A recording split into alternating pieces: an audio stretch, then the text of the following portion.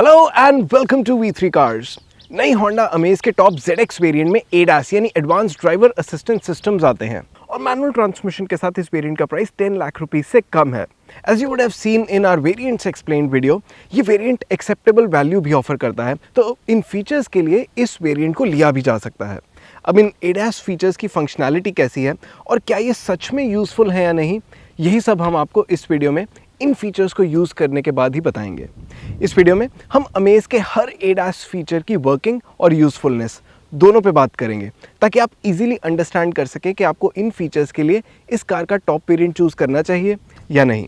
इससे पहले हम ADAS फीचर्स की बात करें, ये जान लेना ज़रूरी है कि अमेज में लेवल 2 ADAS टेक आती है, यानी इसमें कार खुद से एक्सेलरेट, ब्रेक और इवन स्टीयर भी कर सकती है, लेकिन ये हमेशा ड्राइवर के कंट्रोल में ही होनी चाहिए।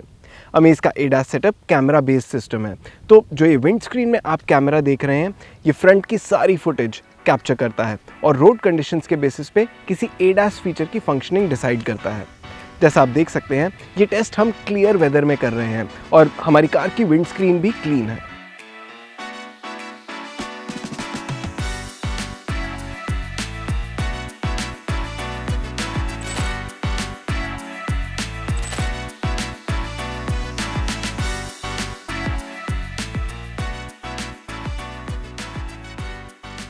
स्टार्ट करेंगे रोड डिपार्चर मिटिगेशन और लेन कीपिंग असिस्ट सिस्टम से।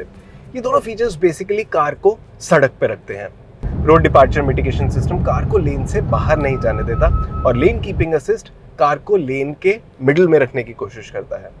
रोड डिपार्चर मिटिगेशन सिस्टम को इंस्ट्रूमेंट क्लस्टर से एक्टिवेट या डीएक्टिवेट कर सकते हैं। क्लस्टर में इसकी फर्दर सेटिंग्स हैं, जिसमें अर्ली, नॉर्मल या डिलेड एक्टिवेशन एडजस्ट कर सकते हैं, या इसे सिर्फ वार्निंग ओनली मोड पे भी छोड़ सकते हैं। लेन कीपिंग असिस्ट को डायरेक्ट स्टीयरिंग व्हील से एक्टिवेट कर सकते हैं और क्लस्टर में इसकी बीप साउंड को ऑन या ऑफ करने का ऑप्शन है। अगर आप ऐसी रोड पे चल रहे हैं जिसपे क्लियरली मार्क्ड लेन्स हैं, तो ये दोनों फीचर्स 72 किलोमीटर/आवर की स्पीड पे एक्टिवेट हो जाते हैं और 65 किलोमीटर/आवर पे डीएक्टिवेट हो जाते हैं। ये दोनों फीचर्स एज एक्सपेक्टेड वर्क करते हैं और स्टीयरिंग व्हील की मूवमेंट कंट्रोल कर लेते हैं, लेकिन इन स्पीड्स पे ये शार्प कर्व्स नहीं ले सकते और उसके लिए ड्राइवर को ही कार का कंप्लीट कंट्रोल लेना पड़ेगा। हायर स्पीड्स पे लेन चेंज करने के लिए इंडिकेटर देके इन्हें ओवरराइड किया जा सकता है। अगर आप ऐसा नहीं भी करते तो कुछ एक्स्ट्रा एफर्ट लगा देंगे तो मैनुअली इस फीचर को ओवरराइड कर देंगे और ये इतना इंट्रूसिव नहीं कि बॉदरसम लगे। ये दोनों ही फीचर्स मेनली एक्सप्रेसवेज के लिए बने हैं, जिन पे कार को लेन में चलने के लिए सिर्फ माइल्ड स्टीयरिंग इनपुट की जरूरत होती है और लेन्स क्लियरली मार्क्ड होती हैं, और ये माइल्ड इनपुट्स ड्राइवर फैटीग का रीजन बन जाते हैं। तो इस फीचर से कार को लेन में चलाने के लिए ड्राइवर का एफर्ट कम हो जाता है। रेगुलर हाईवेज पे ट्रैफिक की वजह से हमें यूजुअली बहुत लेन चेंजेस करने पड़ते हैं, तो ये फीचर्स ज़्यादा यूजफुल नहीं है। तो अगर आप बहुत फ्रीक्वेंटली एक्सप्रेसवेज पे कार लेकर निकलते हैं, तो हमारे अकॉर्डिंग ये दोनों फीचर्स बहुत यूजफुल हैं। कॉलिजन मिटिगेशन ब्रेकिंग सिस्टम को कॉमनली ऑटो ब्रेकिंग बोल सकते हैं, यानी इसमें अगर कार ऑब्स्टेकल डिटेक्ट करती है तो ड्राइवर को नोटिफिकेशन देके खुद ब खुद ब्रेक भी लगा सकती है। इस फीचर को भी इंस्ट्रूमेंट क्लस्टर से ऑन या ऑफ कर सकते हैं और कार रीस्टार्ट करने पे ये बाय डिफॉल्ट ऑन स्टेट में रहता है। अमेज में ये फीचर 40 किलोमीटर/आवर की स्पीड के ऊपर वर्क करता है और पहले नोटिफिकेशन देने के बाद और फिर पास जाने पे खुद ब्रेक्स अप्लाई भी कर सकता है। फॉर सेफ्टी रीजंस हम हायर स्पीड पे इसे आगे वाली कार के बहुत क्लोज नहीं लेके गए, तो इसने सिर्फ नोटिफिकेशन ही दी, लेकिन आगे वाली कार अगर पूरी फ्रंट में ना भी हो तब भी ये उसे डिटेक्ट कर रहा है। ऑटो ब्रेकिंग हमारे अकॉर्डिंग बहुत यूजफुल फीचर है। ये फीचर अगर कार की लाइफ में सिर्फ 2 या 3 बार किसी एक्सीडेंट से आपको सेव कर गया, तो ये अपनी वर्थ कई तरह से जस्टिफाई कर देगा। हमारे अकॉर्डिंग ये सिटी और हाईवे दोनों तरह की ड्राइव्स के लिए एक यूजफुल फीचर है। Adaptive cruise control regular cruise control का एडवांस्ड वर्जन है, जिसमें कार ट्रैफिक कंडीशंस के बेसिस पे अपनी स्पीड खुद कम या ज्यादा कर सकती है। अमेज में ये फीचर 30 किलोमीटर/आवर की स्पीड के ऊपर वर्क करता है। मैनुअल ट्रांसमिशन के साथ ACC ऑन होने के बाद भी इसमें गियर्स चेंज कर सकते हैं, लेकिन 30 किलोमीटर/आवर की स्पीड से कम पे ये डिसएंगेज हो जाता है और कार आपको मैनुअल कंट्रोल हैंड ओवर कर देती है। इसे ऑन करने के लिए स्टीयरिंग व्हील पे ही कंट्रोल्स हैं और ये रेगुलर क्रूज कंट्रोल की तरह ही एक्टिवेट होता है। स्टीयरिंग व्हील पे ही आगे वाली कार से क्रूज करते हुए कितना डिस्टेंस मेंटेन करना है उसका कंट्रोल भी है। कंप्लीट स्टॉप पे आने के बाद आगे वाली कार के चलते ही इसमें लीड कार डिपार्चर नोटिफिकेशन आती है।